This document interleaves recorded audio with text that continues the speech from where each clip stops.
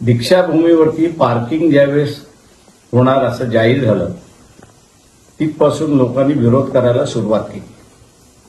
लोकांचा विरोध लक्षात घेता ट्रस्टींनी हे कामकाज केलं नको पाहिजे होतं, पण विरोध करूनही त्यांनी बांधकाम सुरुवात केलंय।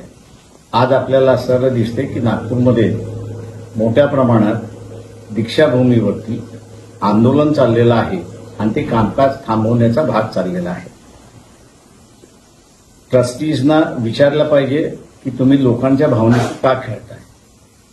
दीक्षाभूमी ही शासनाने दीक्षा घेतली म्हणून तिथे एक स्मारक उभं राहावं असं त्या ठिकाणचं आहे।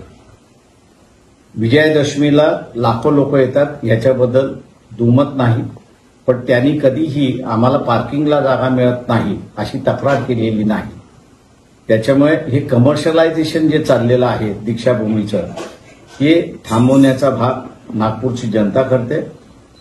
ट्रस्टीजना आम्ही असं आवाहन करतोय की तुम्ही हे थांबवा, पार्किंगची काहीही गरज नाही।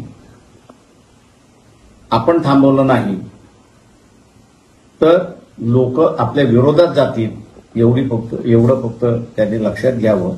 वंचित बहुजन आघाडी हे आंदोलन करण्याच्या पाठीमागे आहे।